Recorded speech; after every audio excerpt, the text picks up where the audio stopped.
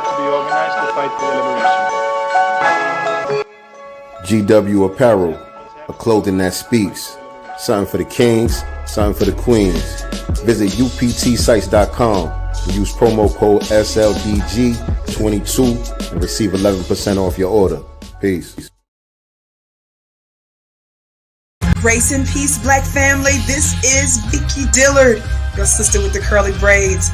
And I want you to get ready for the new Master Elements project, The Spear and the Shield. This vaccine isn't experimental. It's like a dandelion. You overlook it for their weird science. DJ RP Beats and Sincere Love the God have taken this time during the pandemic to carefully craft the soundtrack to Black empowerment with hot tracks like God Mine, featuring Sadat X of the legendary group Brand Nubians. We never die. I made an ancestral shrine. Let's see what's in the God's mind. Listen, I'm a law in a person of sincere love to God. That mean your arms too short like Carl Anthony Shaw. God Painted Me Black. God painted me black, thanks for that. I'm a original man. A letter to Dr. Francis Cress Welsing. I say to the ancestors, dear Dr. Francis Cress Wilson, I just wanted to thank you for all the lessons you left us. So yes, I'm more than grateful. And the controversial song Buck Breaking God Today. Why every black show they gotta have a transgender? Either I'm crazy or this gotta be a planned agenda. Get ready, Black family. This is a much needed project. This is The Spear and the Shield. Do for self or suffer the consequences. The wisdom of Elijah's inside of the conscientious. So I move. All right, peace, family. What's good? What's good with everybody? Welcome to another episode of Sincere Love the Godcast. I am the God Sincere Love, back in the building once again with my lovely co-host, Nicety Girl. What's going on with y'all? What's good? It's hot. It is hot. It's hot down here, hot, for real. Officially summer. Spent the day at the beach yesterday, and it's hot now. I'm closed in right now with the AC on. When I tell y'all it's disgustingly hot for no reason, I understand it's summer, but it don't take all this. It just don't. Yeah. It's the humidity. I don't know if y'all got humidity like that out there. Yes. But down here, it's the humidity. We've been in the 90s for the last few days. I think we might have hit 100 the other day. It was blazing. But the humidity really be killing it. Well, it's only 88 here right now, but it feels like 188. Like, for real, because of the humidity. You know what I'm saying? So yeah, it's hot. What's the temperature today? Let me see. It's 94 right now. Yeah, crazy. We stayed at the beach last night till about 10 o'clock. I got up there yesterday morning at 11, and we stayed till about 10 o'clock last night. No doubt. I see y'all piling up in here early. Appreciate y'all tapping in with the Godcast. Need everybody to hit that like button. Like and share. Whenever you hit that like button, that helps to boost our video into the algorithm, and it helps to make sure that people who are subscribed to the channel get the notifications whenever we go live. So definitely need y'all to hit that like button. Share this out on your social media platforms. If you're one of the people that don't like to share it, you feel like you don't got enough followers or whatever on social media, even if you just copy the link, it still sends the same message to the YouTube algorithm that people are interested and they're engaging with the content. So even if you just copy the link, it still does us the same service. So appreciate if y'all share it out, but at the very least, copy the link. And then I need everybody to subscribe. If you're not already subscribed to us on YouTube, make sure you subscribe to us at Godcast Enterprises right here on YouTube. Also, we got Sincere Love the God channel that some of y'all are tuning in from right now. Either way, we appreciate y'all, but I want y'all to subscribe to both channels for sure. Yeah. And retweet it on X. That helps us. Well, it doesn't help the algorithm, but that lets everyone else know that we are live. So retweet it on X if you're over there as well. Yes, indeed. And shout out to my brother Crew Royalty, became a new member. Appreciate that. I didn't even know we have members on this channel. I didn't even realize that we were eligible to have members. But you might be our first member, Crew Royalty. So shout out to you. Appreciate you. Thank you. Yeah. And shout out to the rest of the family joining us this Sunday afternoon. Today we're going to be discussing some of the uninvited guests at the cookout. Man. You know what I mean? Some of the uninvited guests been acting a little unruly at the cookout, so we gotta set some new rules, get some straight as far as the proverbial cookout is concerned. So we're gonna be talking about all of that today, amongst some of other things that's been going on in the news. Shout out to my sister Crown 808 in the building, Kevin Blackwell, Hey, Percy Earl. Percy Earl said no more cookouts. Period. Yeah, I'm with you on that, Percy Earl. No more cookouts. Enough with the cookouts already. We were freely, willy-nilly, and just handing out invitations just because people did one little thing. That one got some rhythm. Here's an invite, a permanent invite to the cookout. This one right here can spit. Permanent invite. Like, nah, we can't do that no more. Right. And like I said, ain't nobody brought nothing to the cookout. Niggas Didn't even bring a dish. They ain't bring nothing to eat. They ain't bring no drinks. They ain't bring no ice. Nothing. Nothing. They just came with their hand out. And now they acting like they the ones that threw the cookout. Right. And Tupperware. They want a to-go plate. Right. All that. No doubt. No doubt. So let me see. Let me take this down. What you want to get into first? Because I feel like we got some good material in here. A lot has been going on the last few days or so.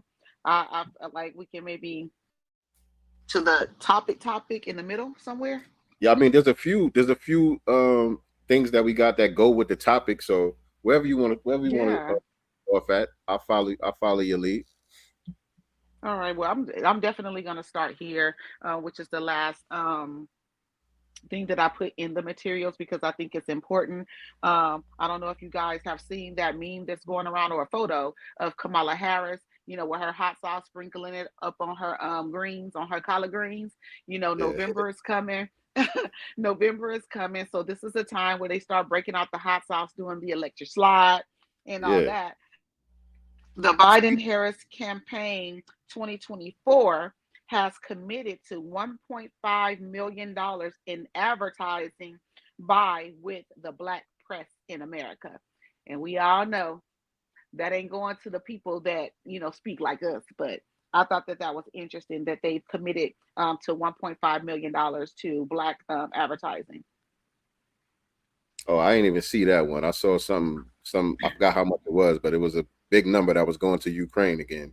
Right. They've been getting there. They've been getting there.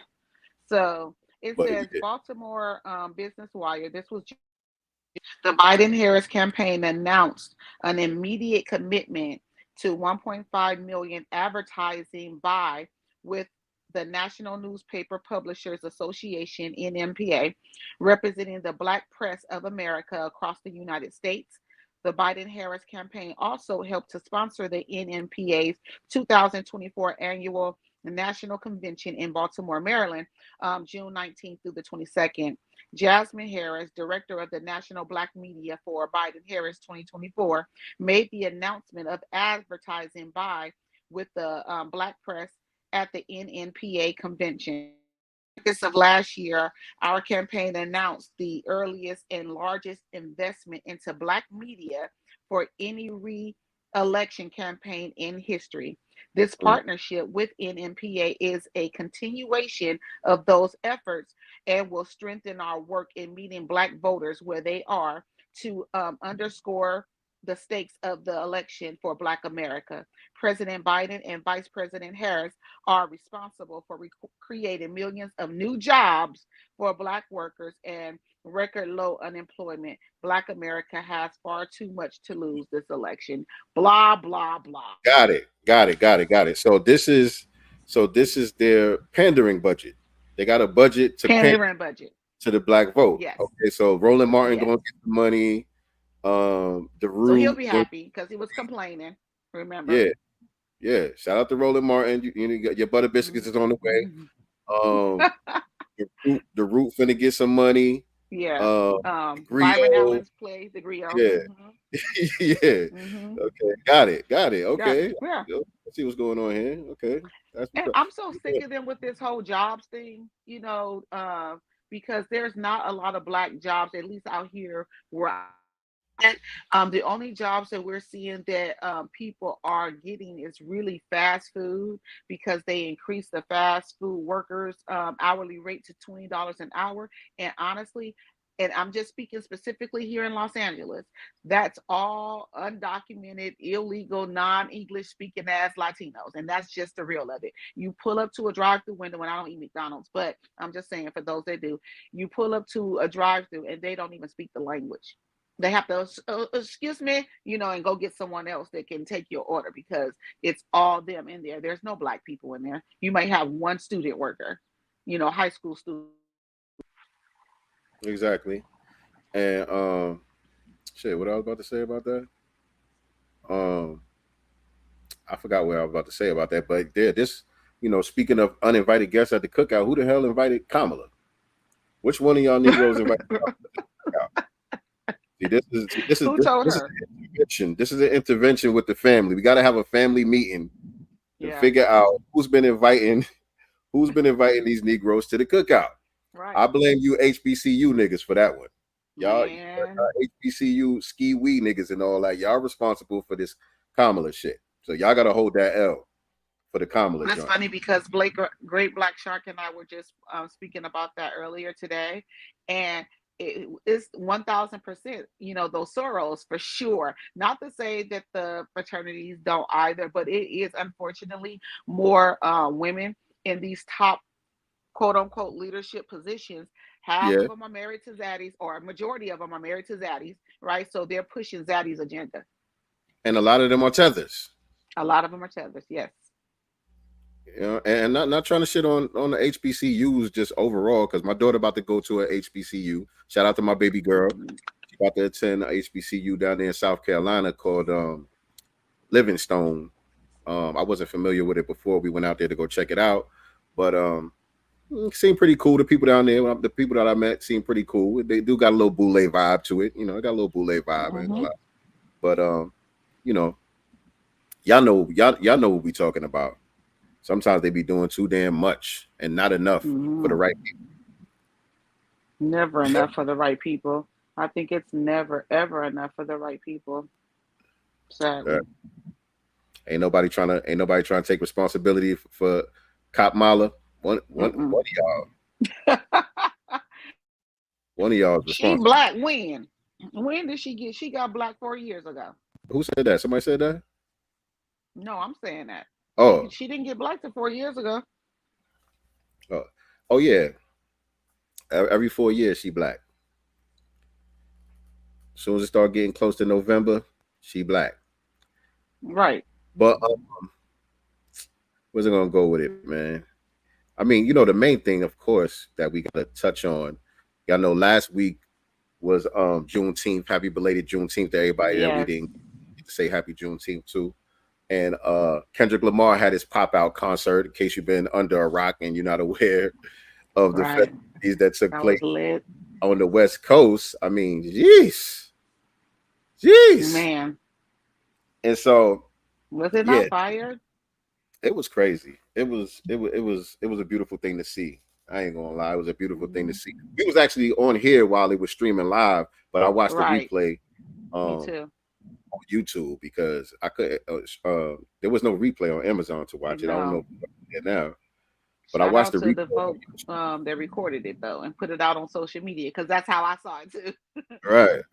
And it was clear, it was crisp, everything had all the right angles and all that. So it wasn't like no bootleg looking stuff. So yeah, that was cool. But yeah, man, I love to see it, man. Shout out to the West Coast. Shout out to Compton. All of the different gangs that came together to show solidarity and show love and all of that. That was dope, man. That was historical. It was monumental.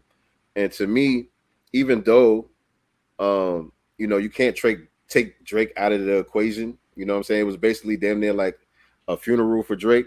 It But was. to me, it was even bigger than that whole situation, though. You know what I'm saying? What Kendrick was able to do with that situation, you know, bringing everybody together out there, it just made it bigger than the battle between him and Drake. You know what I'm saying? So I just thought that was real fly.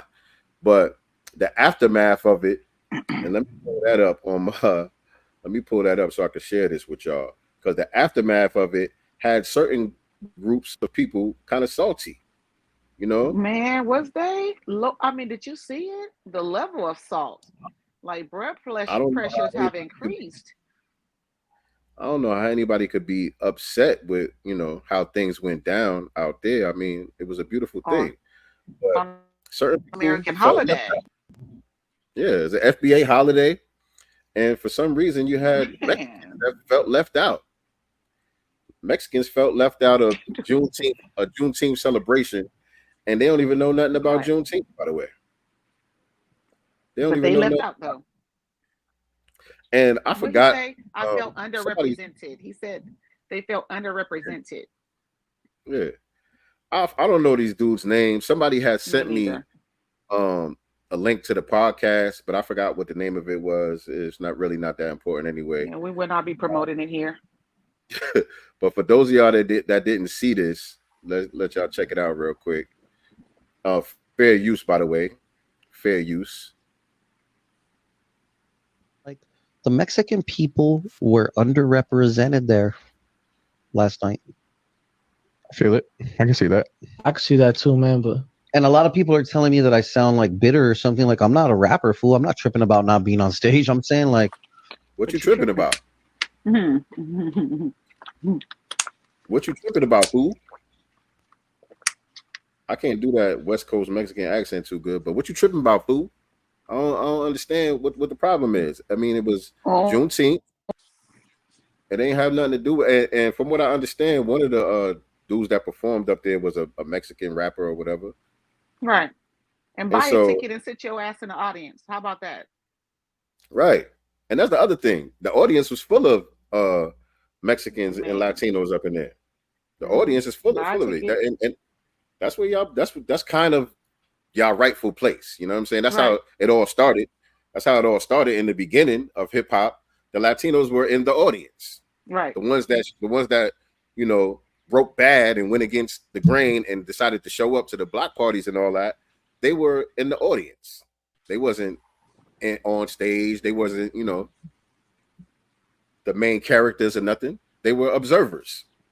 And so that right. tradition continues to this day. So I don't see what y'all complaining about. But But go ahead. yeah, what makes it even more egregious is the rest of this shit that he says out his mouth. Right.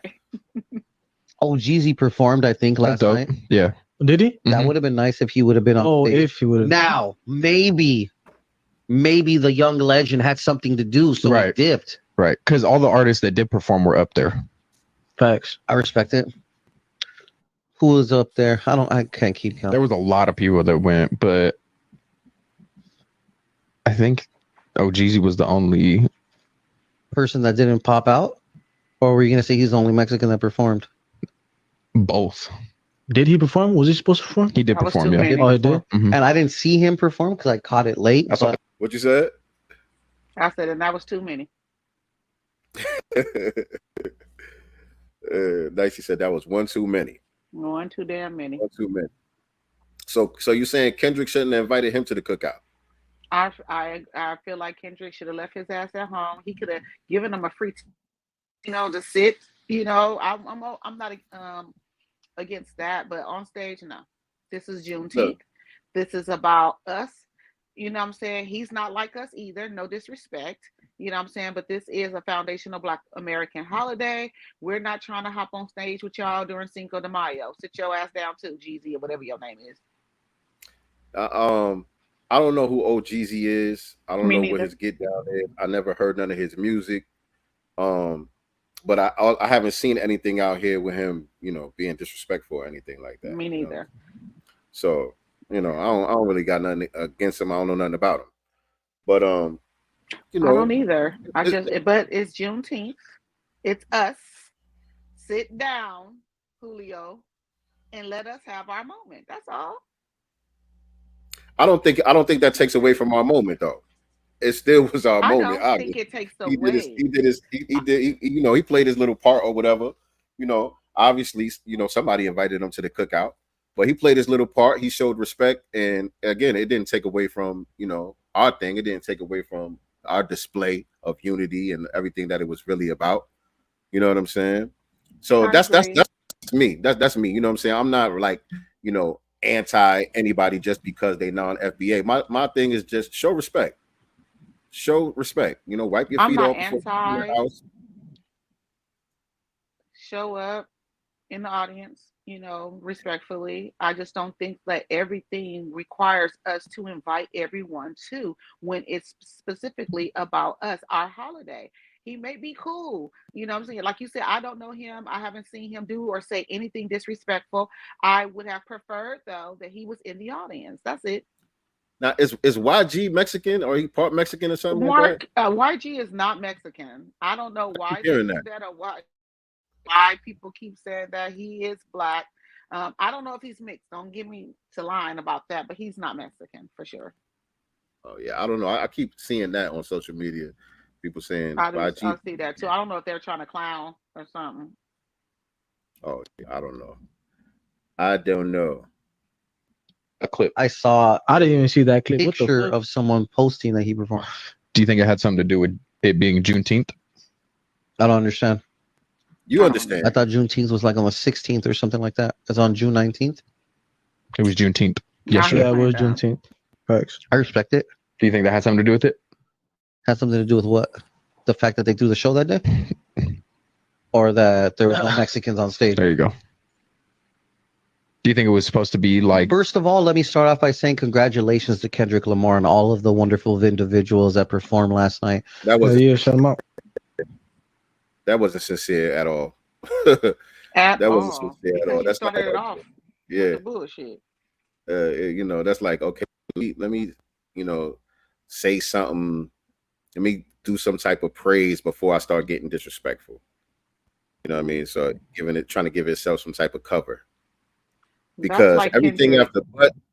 after butt is bullshit. You know what I'm saying? So shout Period. out to all the wonderful people who were on stage that did their thing. Shout out to Kendrick Lamar and blah, blah, blah, blah. But everything after butt is bullshit. So Right. I'm not trying to go racial with it, but I will say, Oh, we're just picking each other's brains apart. although it was Juneteenth, and I believe that's in remembrance of the massacre.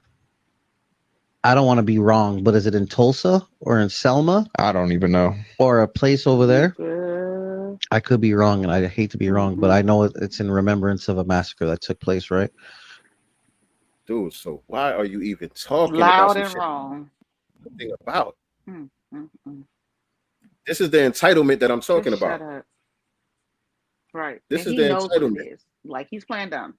He's playing dumb. Let's be very clear. He knows exactly what it is. A lot of these people like to play dumb so that when he get the backlash, he can be like, well, I really didn't know. I really wasn't aware of the holiday.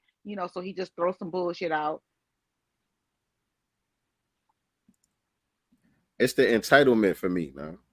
You know? I feel like the Mexican people were underrepresented, Holmes. Wasn't it June 16th? I didn't know it was Juneteenth. What is that about the massacre in Tulsa? Or Selma. Selma. I'm like, come on, dude. And Come on, really? he knows. He knows. Whether you know or not, why do you feel entitled to talk about some underrepresentation? What are you on a talking black about? holiday. On a black holiday, whether it was the 16th, whether it was for Tulsa or Selma, all of those represent. And so, why did you feel like you were underrepresented in something that had to do with us? Right.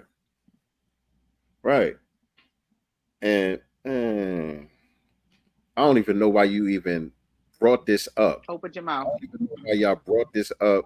They had and the other dude, I don't know if the other dude is just a straight up white dude or is it just another white Latino, the one that's kind of It looks like he's hosting it. I don't know. I never saw the podcast or whatever before, but he really knows what's up. He was kind of like guiding this dude towards, what he was saying. You know what I'm saying? He was kind of like feeding him. You know what I'm saying, to get him to go there. So he really, really knows what's up. He was like, "Yeah, do you think it had anything to do with it being Juneteenth?" You know what I'm saying? He wanted a viral moment. He wanted a viral moment. Right. They want Like a clout chase off of it. Whether Fat Boy knows what's up or not, the other dude knew exactly what it was, and he wanted to create that type of moment because they put that clip out. That means y'all shot it, y'all edited it, y'all put that clip out. It wouldn't take nothing for you to research and find out what Juneteenth is really about, what day it was, and all that. If y'all really didn't know, you know what I'm saying? It wouldn't take nothing for you to figure out that you ain't know what the hell you was talking about. But no, y'all edited it, put the clip out and everything. So it was like, you intentionally wanted to create that moment. I guess this is supposed to get any type of attention is good attention. We live in that attention, yeah. So I guess that's what it's about. So we're gonna be as disrespectful as possible just to get more eyes on our content. That's what it looks like to me. I'm trying to see what y'all talking about in the comments. Oh, Jeezy is a Latina who claims white and say nigga way too much. Oh, really? Oh, so it's a chick. To be honest, they call each other that. Oh yeah, we know that. Mm-hmm. We know that. They have no culture, so they, leech off ours. Shout out to Black Voltron in the building. I see you, King. Yes, God. B1 to the family. Y'all are in here heavy today. I've been waiting to say that. Right. Yeah, heavy this afternoon. Shout out to the family. Appreciate y'all tapping in. Make sure that y'all like, share, subscribe, all of that good YouTube stuff that y'all need to do. Those of y'all who are first time checking us out, you watching Sincere Love the Godcast, man. We do this every Sunday around this time.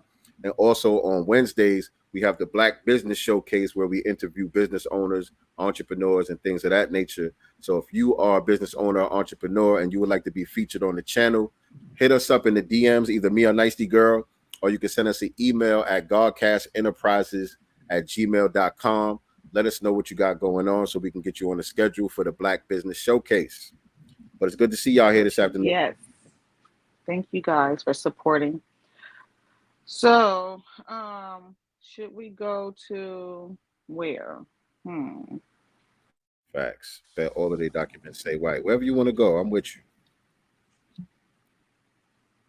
Well, I think we need to stay here. So, since they don't know what Juneteenth is, since he was pretending that he doesn't know what Juneteenth is, and since we do have the Juneteenth flag in there with everything that it represents, maybe we can educate Fat Boy on what Juneteenth is, just in case they're watching, because obviously the clip has gone viral. So maybe they'll get a hold of one of our clips, and maybe we can give him some Juneteenth education. Go ahead. Go right ahead. All right. So Juneteenth, June 19th, 1865 is when our members out there in Texas found out that theirs was free. So first of all, I cannot see with my glasses on up close, y'all. I need them for distance. So I'm glad you bring this up because I want to say something about this too. Well, go ahead. Oh, so the colors red, white, and blue colors represent the American flag, a reminder that slaves and their descendants were and are Americans. We are foundational Black Americans. We are the only non-immigrants in this country. So when you guys see us using the red, black, and red, white, and blue, and we're not using the red, black, and green, how can you guys love America? Because everything that America has done to you, it's not about loving America. It's what my ancestors, built, what they died building. You know what I'm saying? It's a foundational Black American that helped sew the American flag. Like, that's what it represents. This is not about white people. It's about our ancestors, period. The blood that was shed here on this soil. Yeah, man. And it's like we're the only ones, foundational Black Americans, we're the only ones that are people try to shame us for embracing our true heritage. You know what I'm saying? We have a birthright claim to this land. and we are the founders of the nation. Like literally, there is no United States of America until our people built it. And like you said, that includes our foundational Black American sister, Grace Swisher, you know, who helped to sew the first flag and all of that. And so the red, white, and blue does represent us, and it does represent our struggle. And the thing about it is, people who come from non-FBA backgrounds, the flags that they wave, there's blood on those flags also. Man, most of those flags are based on colonization. You know what I'm saying? Most of those flags, you know, representing their former colonizers. Some of those flags got, you know, they got British logos and all type of shit on their flags. They got the same color, some of them, in them Latin American countries, red, white, and blue also. You know what I'm saying? The Jamaican flag is like a remix of the Scottish flag. You know what I'm saying? So those flags got the same type of blood that the American flag has on it, but we're the only ones that's shamed for representing where we come from. We've been here for centuries. Most of us can trace our lineage back further than any of these people can trace their lineage back to where they come from. They don't know. They don't know. So, but we do. But also too, I want to point this out too, because everybody that is questioning that or having something to say about that is not coming from a bad place. There are some people out there who do need to be educated. You know what I'm saying? And I felt that in the comment section when certain people were asking, I felt they were coming from a good place. Like, yeah, I don't know if we should be representing those colors or not. You know what I'm saying? Right. They wasn't coming from no disrespectful place, you know, trying to shame us or nothing like that. They was really questioning, like, I don't know. You know what I'm saying? And I get that. And so those of us who are in the know, you know, it is our job to give the education to the people who actually want it. You know what I'm saying? When people are coming in bad faith and they're just going to disagree with you no matter what, don't worry about them. But certain people in your family might not be in the loop the way that you in the loop. You know what I'm saying? Certain people that you're friends with, you know what I'm saying? People that you know that you got love for, you know they're not coons or tethers, but they might not be all the way educated the way that you are. So, you know, sometimes we got to be a little patient and take the time to educate about what it is. Because my I don't even know what to call her. I just call her mom, but really this is my my sister's baby father's mom. She's an older lady, I think 70s or something like that, and she engages with my content a lot on Instagram and Facebook and stuff. And so when I posted the flag, actually let me show the flag while we're talking about it. Yeah. So when I posted the flag, she was in the comments and she was like, "Oh wow, so we got a new flag that we could represent. Should I put this outside my door now?" Because, you know, she ready to take down the American flag. She wants something that is more representative of who she is. You know what I'm saying? Something that is unique to us. So when she saw it and she read, you know, the meaning behind it and all of that, you know, she was perked up. I could tell by the, you know, by the way the energy, I felt her energy through the comment. You know what I'm saying? She was like, "Wow, so this is something that we could represent for ourselves. Should I put this outside my door now?" Blah blah blah. And I'm like, "Oh yeah, feel free. This is us. This is our history. This is ours." And so for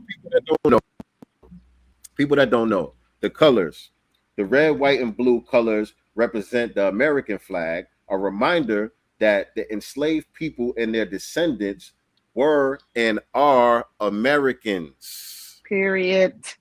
So that's what the red, white, and blue is about. It's a reminder that we're not foreigners. This is our nation. We are American. Right. You know what I'm saying? We're the only non-immigrants here. So that's what the red, white, and blue is about. The arc in the middle, you see how the red arcs in the middle right there? Right there. The curve that extends across the width of the flag represents new horizon, the opportunities and promise that lie ahead for Black Americans.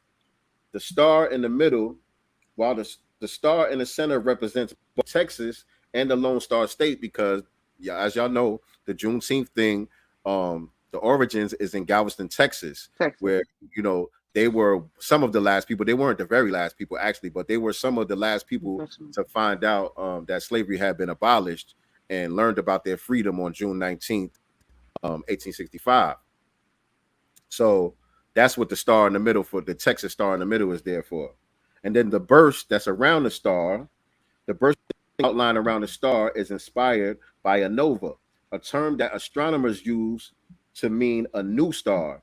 This represents a new beginning for foundational Black Americans. It says African Americans, but I'm saying foundational Black Americans. Right. And the date, of course, June 19th, 1865, I just explained that. That was the day that our people down in Galveston, Texas, found out that slavery had actually been abolished. And so people have been celebrating this holiday, especially in Texas, for decades now. You know what I'm saying? Yeah. And so a lot of people were saying, you know, we shouldn't be celebrating Juneteenth altogether because this is something that Joe Biden just did just to try to appease us or whatever the case may be. Celebrating it before him. Yeah, it's not about what Joe Biden did. It's not about it becoming a national holiday. We created this holiday. This is something that our people created. You know what I'm just saying? Like Memorial Day. Right.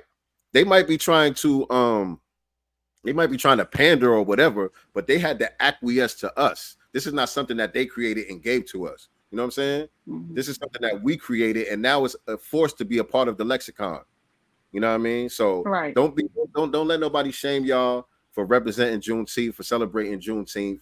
This is something that is unique to foundational Black Americans. It's something that we should celebrate because even though it's not an ultimate win, we need to celebrate our small wins in order to keep up the morale and keep the fight going because it ain't over until we win. Period. Right. It ain't over till we get our reparations, and it still ain't over. Yes, indeed. Say that. Say that. Let me see what y'all talking about. If there was better Black and brown relations in LA, like on the East Coast, this not would be an issue. Whoa. Where you from? Oh, Omar? Right. Where is your family from? Omar Adu? Omar Adu. That sounds like Ghana. Sounds like you might be from Ghana.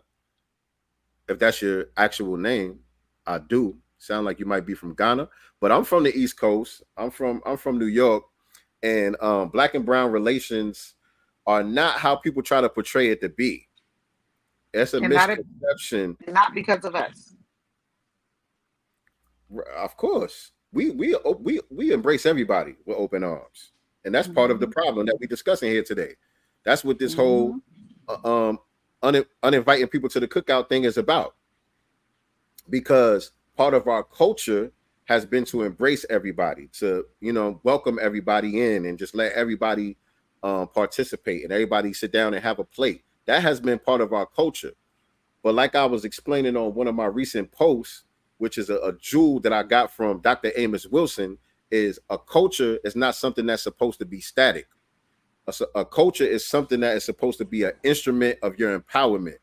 So when you have something that is a part of your culture that is no longer working towards your empowerment, you're supposed to let it go. You're supposed to be swift and changeable and able to adapt.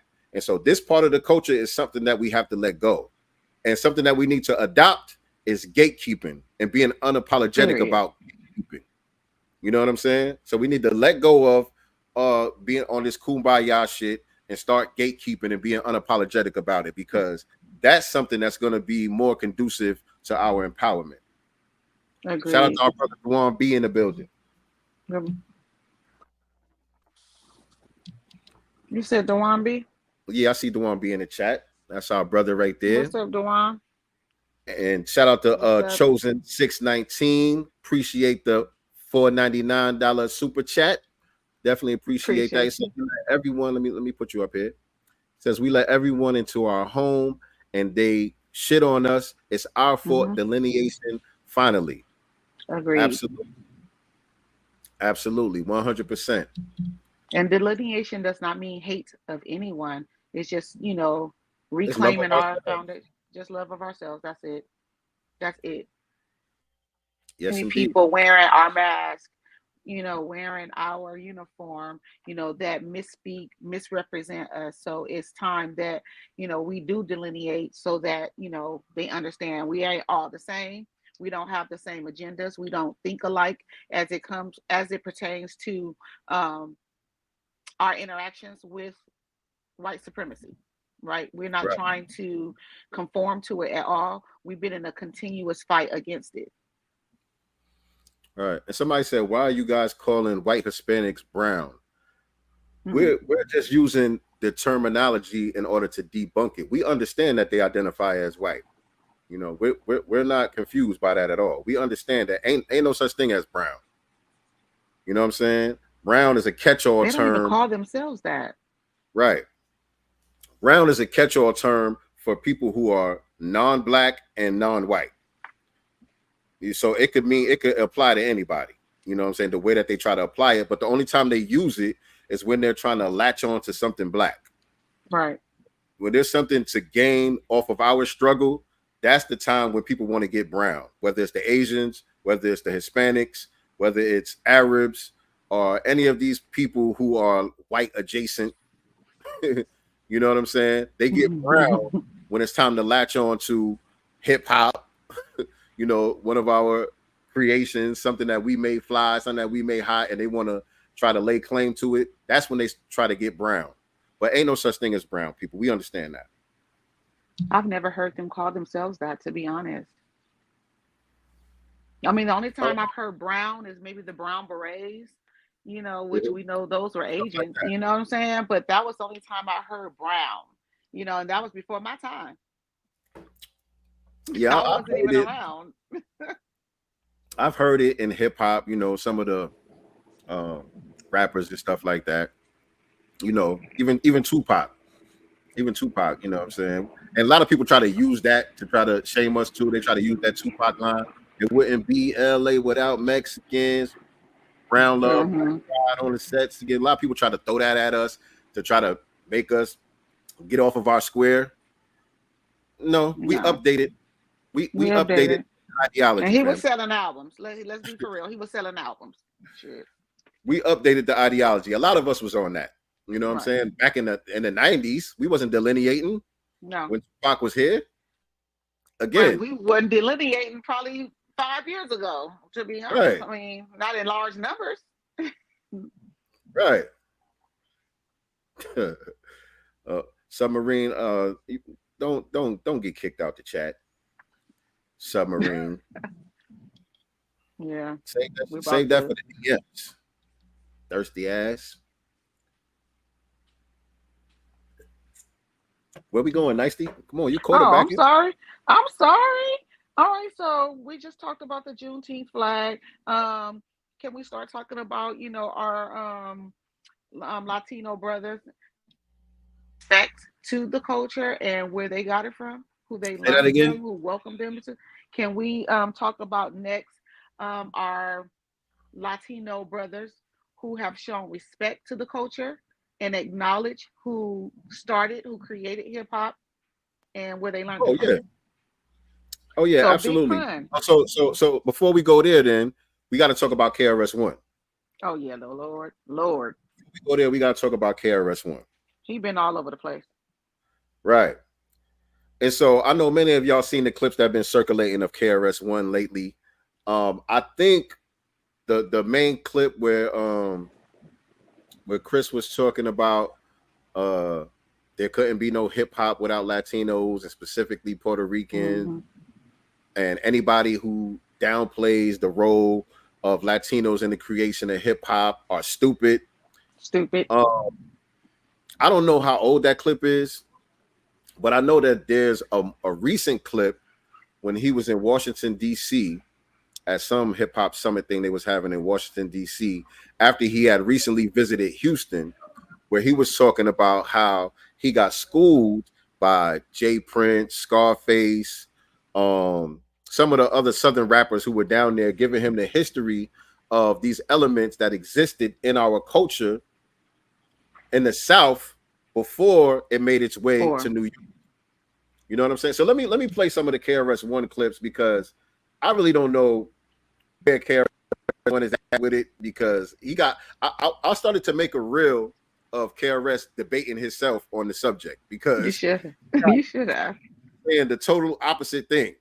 He got clips. I don't even know when these clips are from, but it's so many clips of him talking about the origins of hip hop and who should get credit, where he's totally saying the opposite thing from himself. So I'm gonna do that when I get some time, but I'm gonna make a thread of KRS-One debating himself on the origins of hip hop, because he's all over the place. He's all over the wind place. blow. Let me play. All right, first. I don't got the one where he said we were stupid and all. I do. That's I it's think in there. most I of just y'all. liked it. I'm gonna like it right Oh, you now so did? you can catch it. Yeah, it's in there. I don't think that's gonna show it to me that way. But let me see. Let me see. Hold on a second. Y'all bear with me for a second. Let And me. while he's Okay, doing I that, make see sure that you you guys like. like and share out the. Please like, share. We appreciate you. Can you just put it at the bottom because Okay, let me do that. There you go. okay, here it is. Boom. All right, let me share Hmm. this one with y'all first. For those of y'all that didn't see it. For those of y'all that didn't see it, here's KRS-One giving credit to everybody and their mama for creating hip hop. Today, people want to downplay the Latino role in hip hop. Yeah. They are so stupid. Yeah. Really? Hip hop would not have existed without specifically Puerto Rican.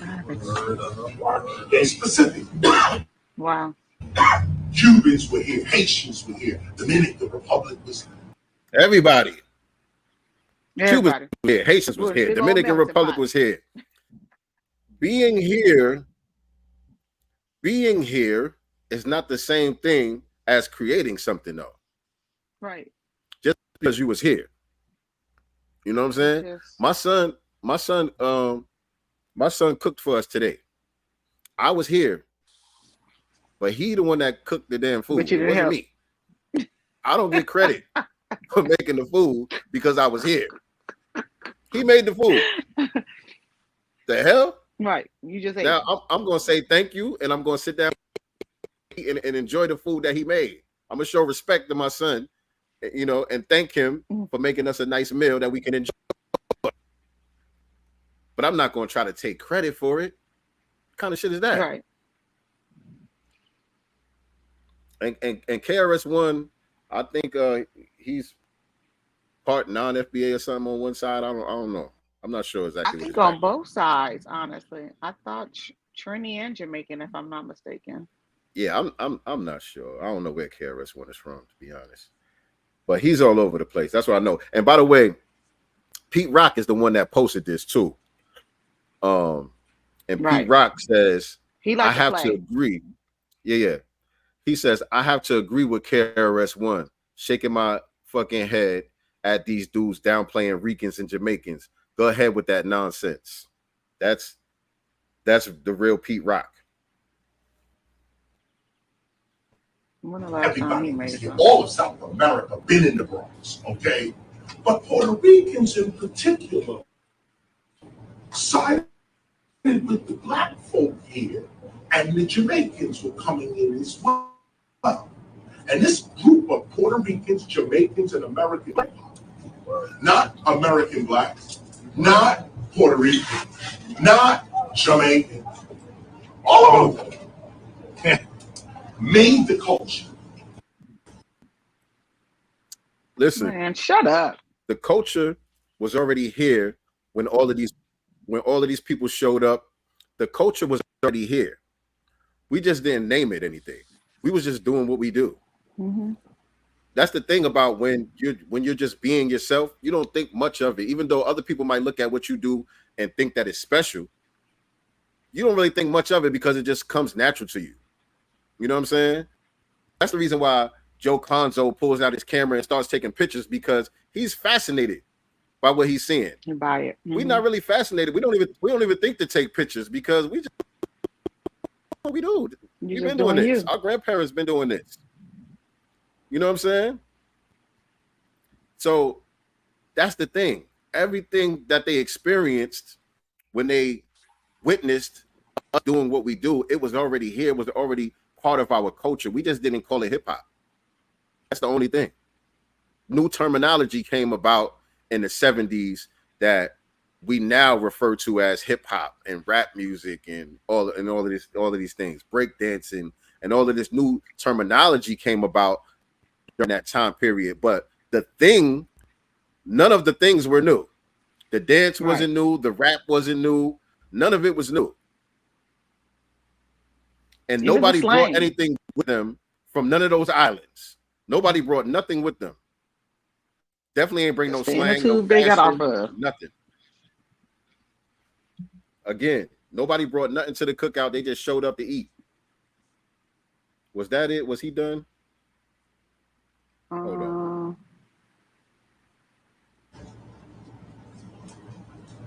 Today, people want to downplay. Okay, yeah, that was it. Yeah, that was it. So let me your shirt, it's a must-have. Okay. So I don't know if you got the shirt already, brother Armageddon, but let me put the banner on the screen for those of y'all that want to get the shirt, the Master's Table shirt. The Master's Table. Got all the master teachers on there. For those of y'all that want to get that, where the hell is the banner at? Y'all go to the mastersrsvp.com, the mastersrsvp.com. Also, you can get the Master's Table album. You can get the digital download, or you could just stream it on your favorite social media platforms. Sincere Love to God, DJ RP Beats, the Master's Table.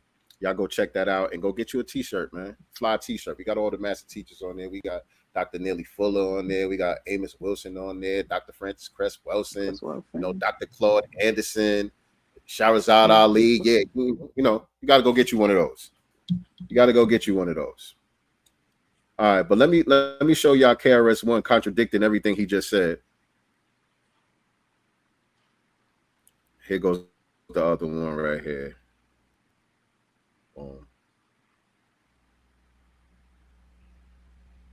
From Houston, Texas. What a place that is. Great. Scarface. I'm here, Scarface in my ear. And others. Manny Fresh was there too. They're telling me the whole history of Houston hip hop. Like, you can just forget the Bronx, forget New York. There's like a. You just forget the Bronx, forget New York. Because a lot of the naysayers that be trying to shut us down, so-called shut us down, that'd be the main thing. We not from the Bronx, so we don't know what we talking about. We can't speak on the origin of hip hop because we not from the Bronx. That's what I've seen a lot in the comments as it pertains to Tariq doing microphone check. He's not even from the Bronx, so how can he even speak up on the Bronx? He's a historian though. He did research though. Right. And all of the people that's in the movie are from the Bronx, by the way. I'm just saying. I'm just saying. But like KRS-One said, though, you can forget about the Bronx because we already been doing this. It was nothing new happening in the Bronx. A whole deal with Houston. That when the story's told, you see how it affected you here in New York or in the Bronx. I'm still in New York, in the Bronx, here in Washington. But in New York, you say hip hop starts in New York. No, it doesn't just start in New York. When you get down to the scholarship and the culture, you see breaking coming out of Los Angeles. Popping and all that out of Fresno, California. When you look at our elements, you see them coming from all over. You know, Cornbread with the graffiti writing, he's out of Philly. Okay, so when you start doing the scholarship, you start seeing your people come together. Now, this is the first part. I'm gonna spare you this part. That's the cultural piece. We got to agree. Now, look, man. You know me. You know me. See, me and Nice D work well together because I'm Mr. Benefit of the Doubt, and she's Miss keep them 6-inch heels on your neck. You know what I'm saying? So I don't know if KRS-One just recently got schooled. You know what I'm saying? And he actually thought that what he was saying was factual when he was trying to include everybody. And then, you know, he learned some new information and changed his mind. I don't know if that's the case, but if that's the case, I can respect that from anybody. Anybody who has the wherewithal to change their mind based on new information, I can respect that. You can say, oh, damn, I was wrong, and you make that pivot and correct yourself. I have no problem with that whatsoever. But I don't know what's the chronology. Go ahead. What you said? I said I can agree with that. I can definitely agree with that. If he, but like you said, we don't know the dates or the times of each of these videos. So That's the thing. I don't know the chronology here. All I can say for sure is this nigga's all over the place. And I love KRS-One. I respect KRS-One. You know what I'm saying? I grew up listening to this man music my whole life. I learned a lot from Boogie him. Down Part Productions. Part of me having knowledge itself is based on what KRS-One brought to the table. You know, he was the teacher. He put a lot of the breadcrumbs down. You know what I'm saying? But he's been wrong about a lot of things. He's wrong about this. He's 100% wrong about trying to give credit to everybody for creating hip hop. That shit is out of linea. And my thing is too, he wasn't around at the beginning, at the creation also. So whatever information that he's getting, a lot of times is being fed to him. I believe that he was indoctrinated with a lot of information as it pertains to the creation of hip hop. You know, being from the Bronx, no, he's from Brooklyn, right? Well, I heard he was born in Brooklyn, but he grew up in the Bronx. So, you know, growing up with a lot of Puerto Ricans, those being your friends and stuff like that, maybe that's what cloudy as well. But because he was not there at the beginning, a lot of the information that he was probably getting about the beginning of the creation was information that was fed to him. And I believe he held on to it and he really believed it, possibly until he got, you know, the correct information. And also part of last video. And also part of it is that we never delineated. Us as foundational Black Americans, we never delineated. So we gave everybody credit also. You know what I'm saying? We just looked at everybody Black as being Black, no matter where they was from. And, you know, hip hop belonged to all of us. We all, you know what I'm saying? That's just how we let the narrative go for so long. And that's the reason why so many people feel entitled, because, you know, all of a sudden we snatching up, you know, our cultural creation and putting gates up, and people are like, wait, what's going on here? You snatching the rug from up out of people. They're like, what? Go ahead. But why do we have a person like a Lord Jamar, who is from the Brand Nubians, who, you know, I believe is part of, you know, hip hop's legendary hip hop group? Why is he not on that? You know what I'm saying? Why is it that he understands who created it, but, you know, these or came around later and they participated, et cetera, et cetera? Why is he speaking this way and everybody else over here? And shout out to Lord Jamal. I don't know if y'all had a chance to see. I had a chance to chop it up with him on his live the other day. It's on our YouTube channel if you want to check out that clip where we were talking about this whole situation with the Puerto Ricans and the 50-50 and all of that. But I would say the reason why Lord Jamal is speaking truth to power, or he's able to wrap his mind around what we're saying, is number one, because Lord Jamal is God body. He a 5%er. You know what I'm saying? He a real 5%er. And so that's part of our culture as 5%ers, is to seek the truth regardless to whom or what. You know what I'm saying? And to stand on what is called the truth or square. You know what I'm saying? And so I believe those lessons, I've always said this about the lessons, the supreme mathematics, the supreme alphabets, and the 120 lessons, that is, to me, the most beautiful foundation that you can have when it comes to having knowledge itself as a Black person, because it unlocks so many things in your mind for you to be able to absorb new information.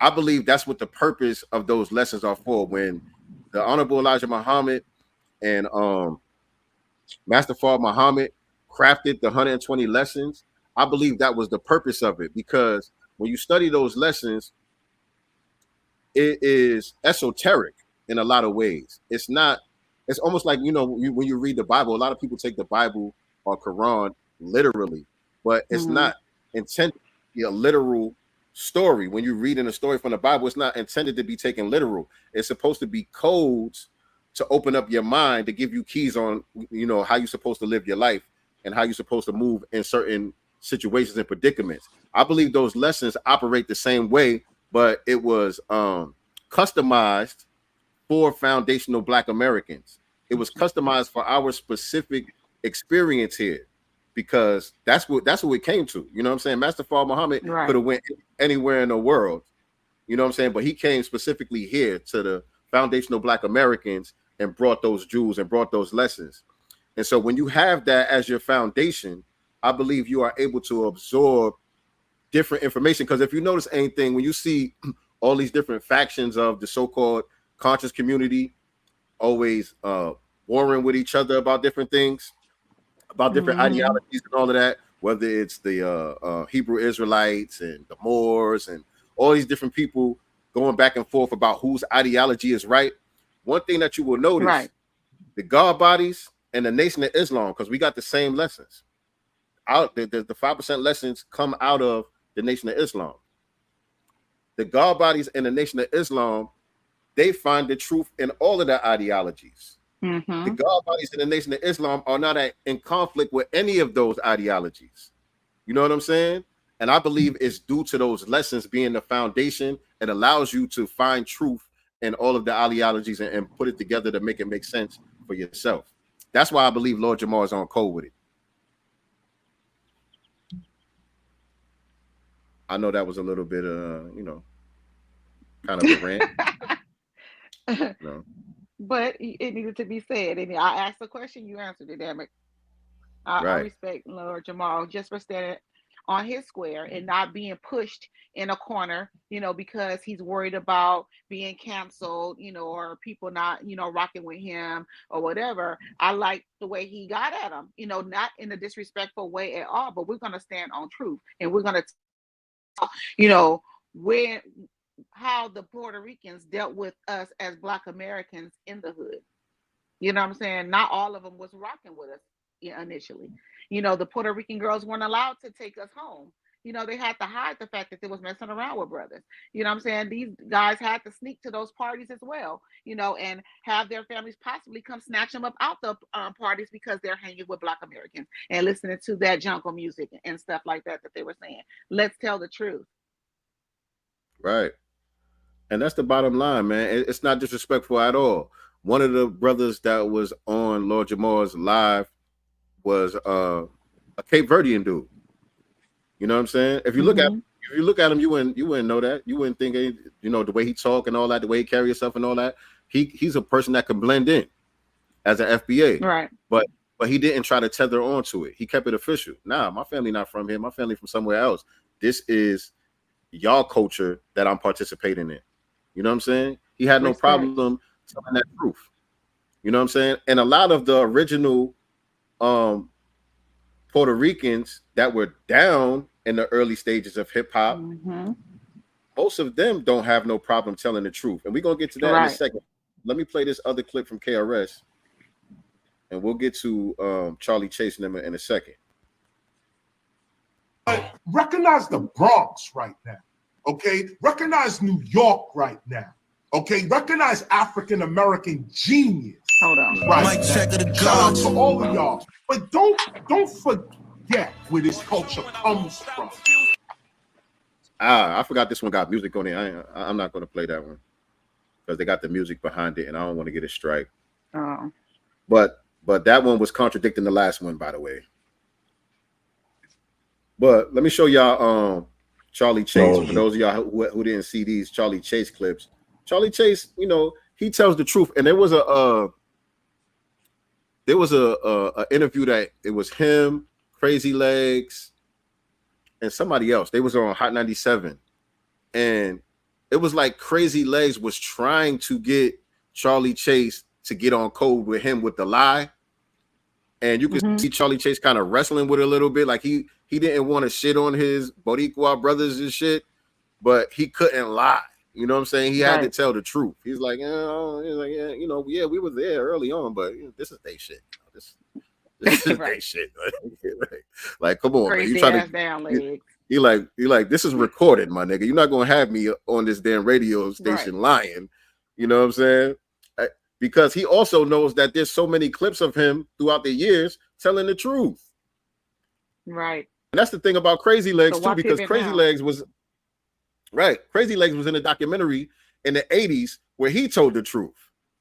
That's that Moreno style. You know what I'm saying? He was talking about how that's that Moreno style and all that. And now, 30 years later, 40 years later, 50, it's the remix. But here go Charlie Chase. I said to myself, I'm never going to get my foot in the door as Carlos Mendez because it's just hip hop. You know, you got Flash, you got Theodore, you got all these cats, and they're all black. You know, I like playing this music, but I'm in Spanish. I'm not going to be accepted if I go out there as deep. I know black. I don't know why it froze up, but you get the point. You get the point. I know black. I couldn't go out there as Carlos Mendez because this is hip hop. I mean, how y'all arguing with that? P-Rock. It's weird how y'all argue with that, and Charlie Chase is one of the people that you try to use to argue your point. Whenever we say, okay, who are the Puerto Rican pioneers? Charlie Chase is one of the first names out of your mouth. And then we play the clip from Charlie Chase. Where he just said, and you still want to argue. Right. Come on, man. That's the real definition of a tether. Right. That's why we use the word tether. And this was him more recently on Drink Champs. And again, like I said, this one is more recently. And so, like I said, on that High 97 one, you can see that he's getting pressured from the other Puerto Ricans and all of that. And so, again, he tells the truth, but he still tries to pander a little bit. We're going to have to tell the whole truth, Charlie Chase. If they tell you, listen, they tell you Latinos created hip hop. That's not true. No, absolutely right. Were we there to help develop it in the evolution? Yeah. Absolutely. What does that mean? Yeah, I need. What does that mean? I need him to elaborate on that. Yeah, again, being there means nothing. You came later. You were there later. Like you said, you was there when your son cooked. You was there when your son cooked. You had no part in the cooking the meal, though. You were there. The meal's already prepared, and I'm going to eat. I'm going to enjoy it, but I didn't make the meal, man. So yeah, trying to throw that in there. Were we there for the development? What are you trying to say? What does that mean? The development? Yeah, it was already developed. It was already a thing. It was already a thing when you got here. Or when you came. Exactly. What are you talking about? Exactly. Because what was hip hop, what we started calling hip hop in 1973 or whatever, and what we call hip hop now is still the exact same thing. Right.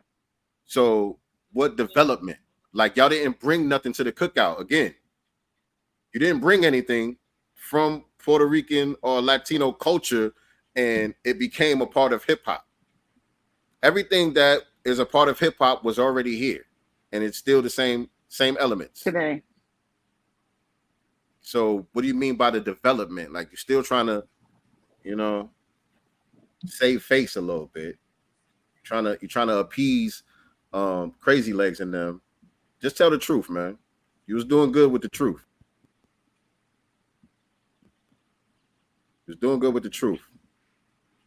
But all right, we're gonna juxtapose these two now. Okay, we're gonna juxtapose these two because I'm giving you an example of a tether and a Latino, as opposed to somebody who, and again, like we said earlier, it's no more cookouts. You know what I'm saying? No. But certain people do have respect and do show the proper decorum, when they come around, and we got to give them their props. I give them their props too. But this right here, this ain't it. This is comedy. A lot of people that's not even from New York, that's not even from the Bronx, want to talk about the Puerto Ricans had nothing to do with the start of hip hop. Are you crazy? Are you crazy? Everybody think hip hop started in Sedgwick, but in reality, it started right there on Washington Soundview with DJ Disco Mary, original Black Spade. His right hand man was a Puerto Rican. What the hell his right hand man got to do with anything? Right. What does right here man got to do with anything? And again, you in New York with your Puerto Rican flag. That's the thing. That's the thing. Y'all talking about the Bronx, the Bronx, the Bronx. The goddamn Puerto Rican flag. Again, nothing came from Puerto Rico. What you waving that flag so hard for? Right. You came to New York on an inner tube. But here's an example of how you're supposed to behave when you're in somebody else's house. When you're in somebody else's house and they invite you over, you know what I'm saying, and they allow you to eat and all of that stuff, this is the type of respect that you're supposed to show. And shout out to Big Pun. One of the lines that made the song so famous is when I go Boricua, Morena, and what Boricua means is Puerto Rican and black woman. That's like my love to the music, you know? My love to thank you to the black people for accepting Boricua. Thank you to the black people for accepting Boricua. Thank you to the black people for accepting Boricua. Thank you to black people for accepting Boricua. You're welcome. You're welcome. What's now wrong go with tell that? Fat Joe to replay this a couple times. What is wrong with saying that? You know what I'm saying? I'm from New York. I'm cool with a lot of Puerto Ricans. I got Puerto Ricans that I consider family.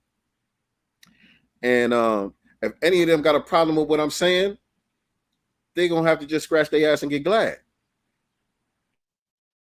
The truth is the truth.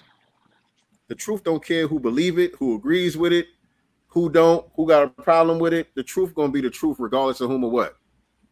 And we're gonna stand on truth. We're gonna stand on truth. Yes, indeed. Somebody said Big Pun was a real one. Cool G Rap was his sensei. And so let me continue with the video.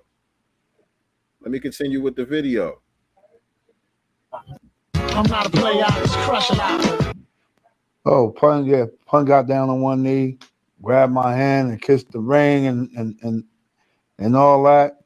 And I mean, I was blown away by that because he definitely, you know, Pun even back then, Pun came across like a real cat. You know what I mean? That's how you know a man is completely confident within himself.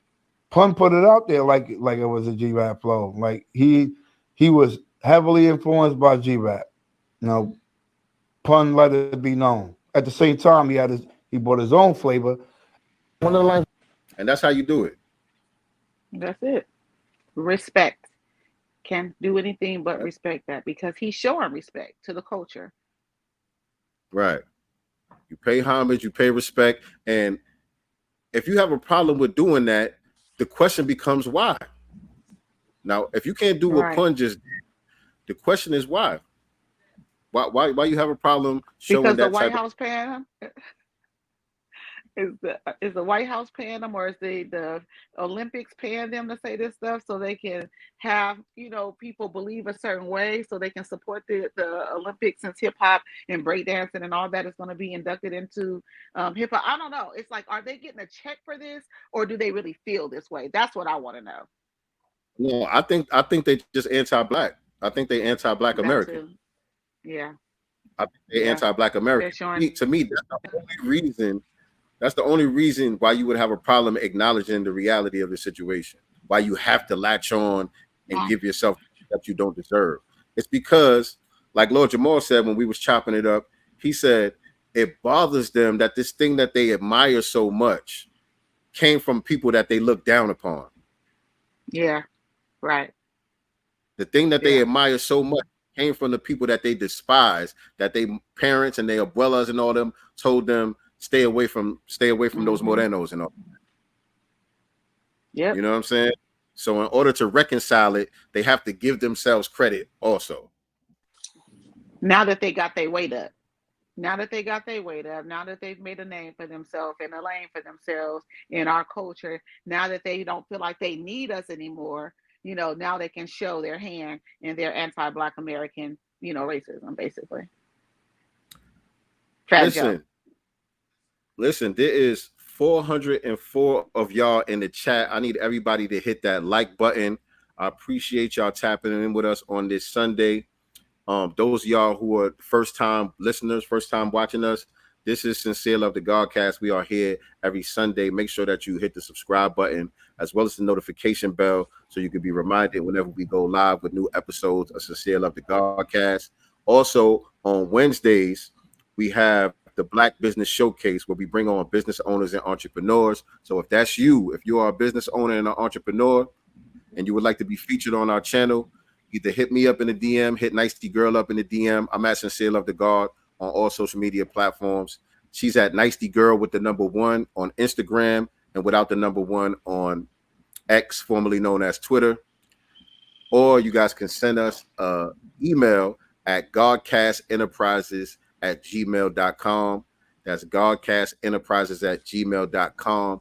Let us know about your business and we can coordinate the schedule to get you on our Black Business Showcase. So shout out to all of the newcomers, man. We appreciate y'all.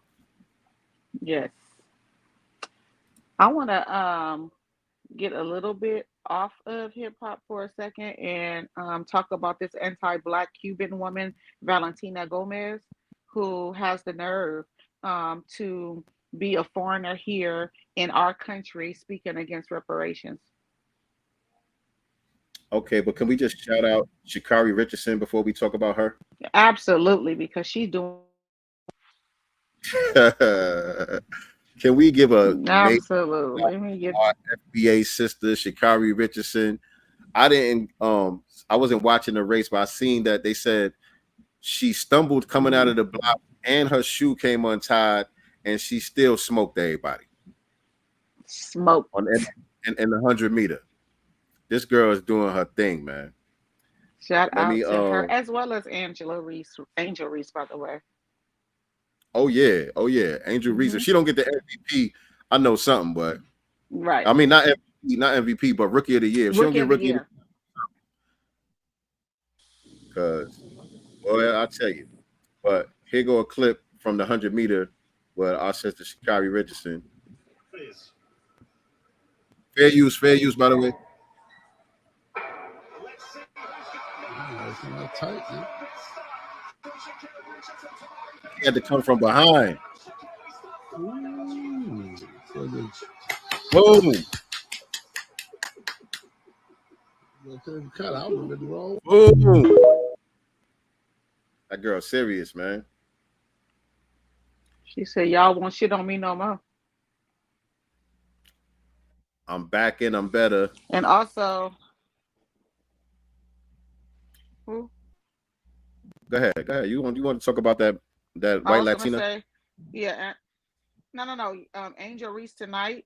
They played against the Fever tonight. Angel Reese's team won. She got 25.16 rebounds this game today.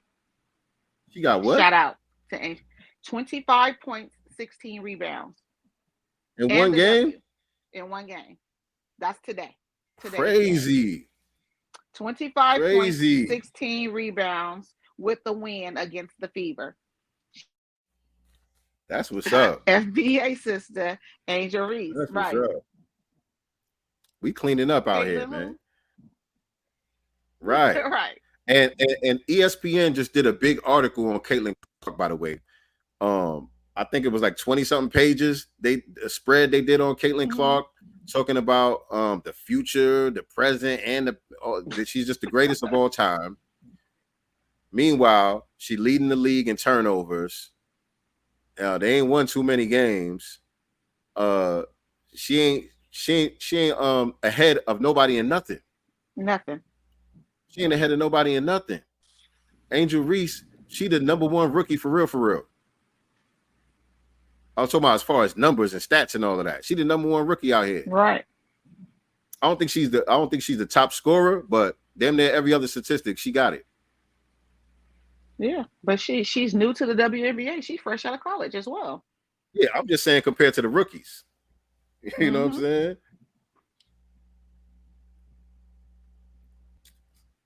Yep. But go ahead, man. What you was gonna say about that white Latina lady? This white Latina. She's actually from I believe she's Cuban. Her name is Valen.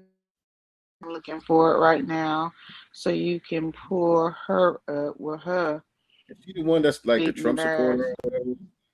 That you talking about? I believe she's a MAGA supporter. She actually, yeah, I'm gonna re-put it in the at the bottom so you can pull it up. Um, but yeah, she and then she's shouting out Candace Owens, saying that Juneteenth is ratchet. She's agreeing with Oh Candace yeah. Owens that Juneteenth is a ratchet holiday. Oh yeah. Yeah. This You got it? woman. She's basically the Latina Candace Owens. That's basically what Yeah. she is. That's her job. She's getting propped up out of nowhere. You got her and the white girl who she went viral, but I forgot what it was. She said nigga. Oh yeah, yeah, She was yeah. Yeah, she was rapping or something and said it, I think, right? so I don't even think she I don't was know. rapping. But she said She was just nigga. making it. I forgot exactly what it was. But now they're trying to prop her up too. So they got a white one, a white Latina one, and a tether. Right. Who fled here? All by the getting way. propped up with the same. Reparations from slavery and black victimization. Okay, matter of fact, I think this is copyright free anyway. I think It's about to be shoved down our throats for the most ratchet holiday in America. BLM raised millions, but what did they do for Black lives? that got to do with us, right? What that got to do? Or you? BLM, right? I don't know why she's speaking on it, but BLM don't represent us. Right. BLM do not represent us. BLM is the ops. They was the ops. We didn't prop them up. It was the white media that propped them up. The white corporate structure propped them up. They the ops. I don't know. It is outrageous to see people asking for reparations, even though they never went through slavery. These ungrateful people should be celebrated because they were born in the greatest nation to ever exist. Speaking of ungrateful, man, how is it that you got to the great right? existence? And why were you able? Why to is it that here? is On your inner tube? exactly? That's the question. Yeah. Speaking of being ungrateful, get your ass out of here. Black Voltron said the cocaine cowgirl said, "What now?" Right. And this just goes back to also, us constantly voting against our interests. We should never, at this point, ongoing, give our vote away to anyone who supports mass immigration. Period, point blank. We should 1000% be against it because this is who they're bringing over to this country. More of, what's her name? Valentina Gomez's over here. We don't need any more of them here. These invaders come over here to talk crap about Black Americans who gave them away here out of their countries where they cannot thrive and do anything in, who are still living like third world countries at this point. As a matter of fact, off topic, I was just speaking with a friend yesterday at the beach. She went to Puerto Rico last year, and her husband travels with work, so they had to be up there for a whole month or whatever, and she decided to go with him, and they stayed at an Airbnb, and she was just talking about how backwards, basically, they are still there. They didn't see any Black people for the most part. They kept asking people where, the Black people were. They had to drive like where to like kind of find the town where most of the Black Puerto Ricans were. She talked about how bad the food was. They use pork and lard for everything. Now, mind you, they're Muslim. She and her family are Muslim. So she said they damn near starved. They had to, go try to find some organic foods away from where they were staying. Because a lot of the food there is imported. So they don't have a lot of farms or anything out there. So she was just talking about like the island itself is beautiful, the water beautiful. It's a beautiful place to be, but you're not going to get like the food that you want. And you're definitely not going to really see Black people unless you 3 hours away, at most to see people that look like you. And she was saying how colonized it is. White people and Asians dominate Puerto Rico. Mm-hmm. And by the way, we got a Latino in the building right now. Shout out to Latino Angel Rivera says FBA are fascists trying to promote nationalists. Okay. Okay, where are you from? What part of Latin America are you from, Andrew? What part of Latin America are you from, by the way? You know what I'm saying? Well, it don't matter which part it is, really, because all y'all got the same anti-black racism as part of your culture. Right. All of y'all, and again, some people, you know, again, we don't rate all people just based on what race or Where ethnicity they come from. It's about your behavior, right? And so, you know, again, everybody's not on the dumb shit. And so shout out to the ones who speak truth. And speaking of the ones that speak the truth, here goes one of your Latino brothers right here who knows how to tell the truth about the racism that exists in your culture, ma'am or sir, whoever you is. I don't know if Angel is a man or a woman. But shout out to this brother right here. I say that Mexicans are culturally racist. They think that I'm calling us openly racist. We are culturally racist, and this is how. Part of our culture is to frown upon dark-skinned people. It's been passed down to us by the Spaniards, by our colonizers, by the people. And they do this in their own countries, by the way. It's not just that they frown on foundational Black Americans or other Black people, you know what I'm saying, from Africa or whatever. This is within their own ethnicity. They frown on the darker skinned people in Puerto Rico, in Mexico, in Cuba, in Colombia, in Nicaragua, all of these different places. The Black people are huddled off into the barrios and the ghettos and all of that, and the favelas and all of that. You know what I'm saying? This is a part of their culture. And then they come over here with that same anti-Black nonsense and try to bring it to us. We not people that conquered us, taught us that dark skin is inferior, light skin is superior. We were taught that. It was passed down to us, meaning it's part of our culture. We are culturally racist in this aspect. That doesn't mean I go out in the streets and want to hurt Black people because they're Black. It means that our teachings, the way we're raised, is that we are raised to subconsciously believe that dark skin is inferior and light skin is superior. Another element in our Mexican culture is Univision News, Univision channel. That channel is run by white Latinos. The ideologies and subliminal teachings that they teach is very similar to Fox News. White supremacist-ish. They make efforts to depict dark-skinned people as criminals, that whenever they even bother. So white supremacy. Right. Plain old-fashioned white supremacy. That's all. That's it. It's a global system. It's a global system. Hold on, let me see. Somebody said what? White and red natives are not Mexican. Okay, I don't know what y'all talking about. I think y'all going back and forth with each other about something. Right, and Spaniards are. And they always with their whole, they're indigenous. They're indigenous. We're indigenous to this land. And every time someone say they're indigenous or they're here to reclaim California, parts, of this region or whatever, y'all sold your 55% of your territory, including California. You cannot trick off all, come back broke and try to claim it back. That's what you're not gonna do. And as far as being indigenous, basically what you see all across Latin America, basically what you have is a fixed mulatto group. And I know mulatto is a derogatory term, so I don't mean to use it like in a derogatory way, but I'm just saying it's basically just a fixed group of mixed race people. You know what I'm saying? The colonizers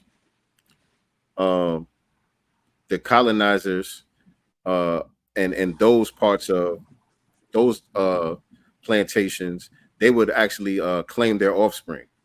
You know, something that the Dutch and the English wasn't doing over here Right. in the United States. You know what I'm saying? They would rape our great grandmothers and all of that, and put them mixed kids right out there in the field with the rest of In us. fields. You know what I'm saying? But in some of these Spanish colonies and some of these French colonies, they would actually claim the offspring, which that's where the whole mind fuck comes from with them, with the identity crisis. You know what I'm saying? Where one minute they're indigenous, another minute they're Spanish, and then they're brown and people of color, and you know what I'm saying? That whole identity crisis comes from that. They don't know what the hell they belong to. Right. They try to project that onto us and act like we don't know who we are and all that. Yeah, all these subgroups do. And it goes also, just with them in general, as them fleeing here, being anti-Black against us. Dr. Claude Anderson warned us years ago about immigration. These people are not coming here, to, work with us. They're coming here to compete against us, politically, economically, and socially. And we're seeing that come true, So, when I look at clips of his, or, look at, old YouTube videos of him, back in the 90s and sometimes further, it's just like, damn, everything that he's saying, we're experiencing right now. As you talking about us FBAs, Dr. what's our Clark. last name? No, I'm talking person in the chat. I'm reading the chat. Compa something. And I think he's called himself being witty or slick or something. What's y'all last name? Are you talking about FBAs? You guys have the last names of you. That's where he going with it. We already know that. The hell you think he thought he was saying something. Where the hell you think you got Hernandez and Rodriguez and all of that shit from? Right. Those ain't no indigenous. Those ain't no indigenous. That. The hell you talking about? You call yourself Mexican or Puerto Rican or whatever the case may be. There were no Mexicans or Puerto Ricans 500 years ago. The hell you talking? We gotta go, man. We've been on here for a while this afternoon. Is there anything wait, we gotta talk about Trump. What about Trump? That Trump video with Trump talking about the African Americans. Because I think it's like a lot, going on. The conversation, at least, I'm seeing a whole bunch of videos coming out, saying, of Black people, like, regardless to what Trump and the Republican Party is saying, Black people are not, voting for Trump, blah, blah, blah, which, us on this side that want tangibles or not, because there's nothing that he's offering. We don't give a shit that, you were convicted of a crime. That's crime is not synonymous with Black people, first of all. You know what I'm saying? That doesn't impress us, but I still see a lot of Black folks over here kind of like, yeah, we got to make sure that Trump doesn't get in. We got to make sure that we show up for Biden. And no, neither one of them, if they ain't got no tangibles. That's just where I'm at with it. Yeah, that's just what it is, man. That's just what it is. I think what it is. People who are saying that are, still of the mindset where they feel obligated to vote. They feel obligated that they have to pick one for whatever reason. And it's clear now, they clearly see the bullshit with Biden and the Democrats, because I see a lot of people who actually voted for Joe Biden in the last election saying they're going to vote for Trump now. There's people that I know personally. Equally. Yeah, there's people that I know personally who was arguing me down last election about why we need to vote for Biden. Now saying they're going to vote for Trump. So that just shows how trash the Democrats are. That's all that really shows. When you got people who were vote blue no matter who are saying they're now going to vote for Trump, that just shows how trash the Democrats really are. They're jumping ship, and I just feel like I think the reason for saying that Black Americans just say with no tangibles. When I say tangibles, I'm talking about reparations specifically, but there are several tangibles. But I think the reason why a lot of people are voting for Trump is because of his stance with illegal immigration.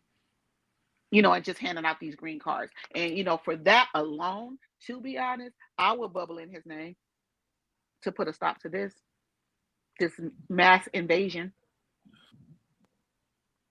Yeah, I can't do it. He gonna have to put something on the table. I want He something gonna on have the to put table. I'm something saying real. if I was going to pick something, I would bubble in because invasion. If I was right now, I'm all about tangibles. I think that voting against immigration is also a what's the word am I looking for? It's something that we just have to look at all options, because at the end of the day, neither one of them are technically talking about reparations right now. But if we sit it out completely, right, what if the Democrats don't crash and burn as we expect them to do? If we don't participate at all. Like they didn't last election. Right? Either way, we're gonna be fine. Well, we always are. There's nothing that they could do on either side. There's nothing they could do that hasn't already been done. We already survived the worst of whatever they have to offer. We already survived the worst of it. We just got to continue to get on code with each other, start to pool our resources, and just galvanizing our energy amongst ourselves, and continue to be resilient and build, and work to replace the system overall, because neither one of these parties are going to be our savior at the end of the day. You know what I'm saying? We have to replace the entire system. So we're going to have to keep working towards that.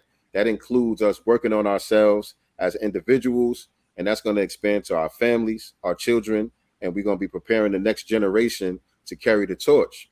You know what I'm saying? We got to look at it that way. We're not going to get rid of white supremacy in one election.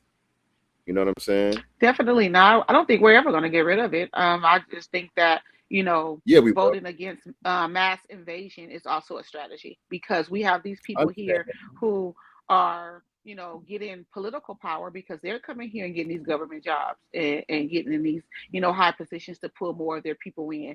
Hence, that video that went out here in LA, with those people out here, who were blocking Black Americans from getting anything, from those city officials, out here. So these people are getting themselves in different positions. So until we like It's a Marcel Dixon problem. says, run for these positions and seats, you know what I'm saying? We got to run for these positions and these seats, and we also have to vote against the mass invasion of these illegal immigrants. It's definitely a major problem that we got to contend with. This is exactly what Claude Anderson was trying to warn our people about. Going all the way back to the 80s and the 90s. You know what I'm saying? He was telling us about what we happening right now. You know what I'm saying? So yeah, it's definitely a problem right now. It's no denying that we getting buried out here. You know what I'm saying? Man. American dude like you says, said, we're resilient people. Right. American dude says Pan-Africanism or perish.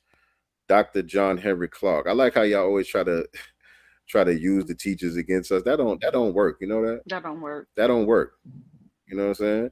We updated the ideology, fam. There's nothing you could do about that. It's nothing you could do about that. You know what I'm saying? You go ahead. He thought he ate too. You go ahead, going over there to Africa,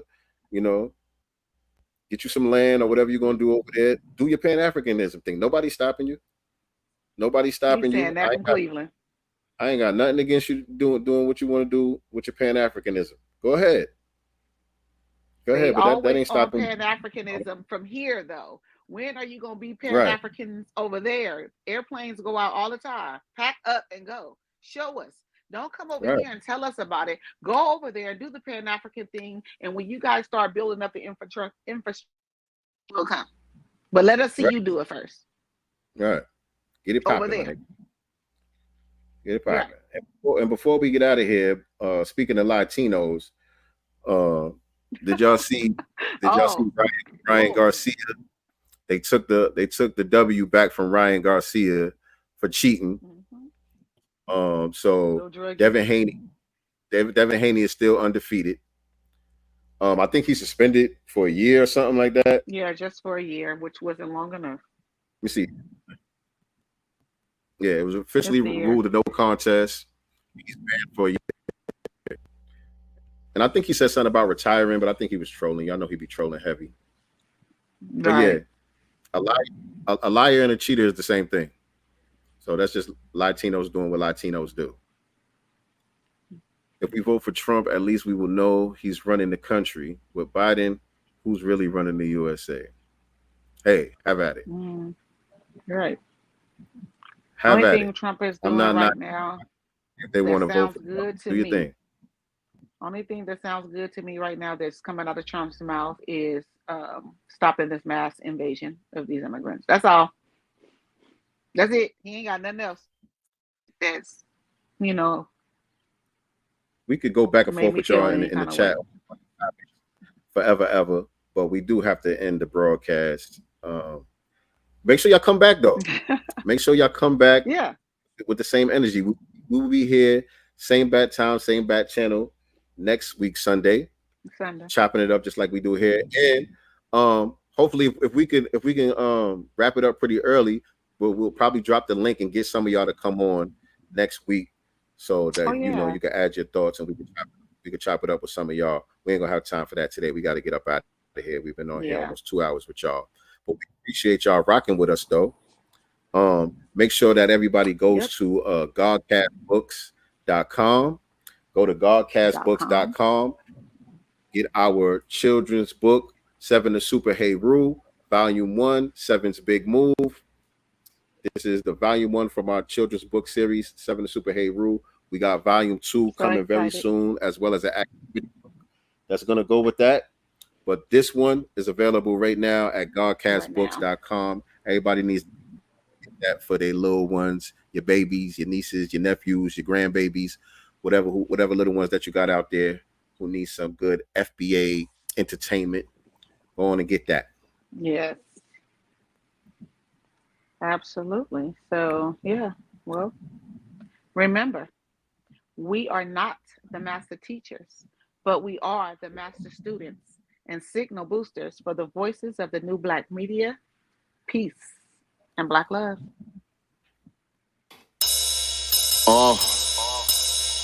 Yeah, like that. Let's see what's in the God's mind. Listen.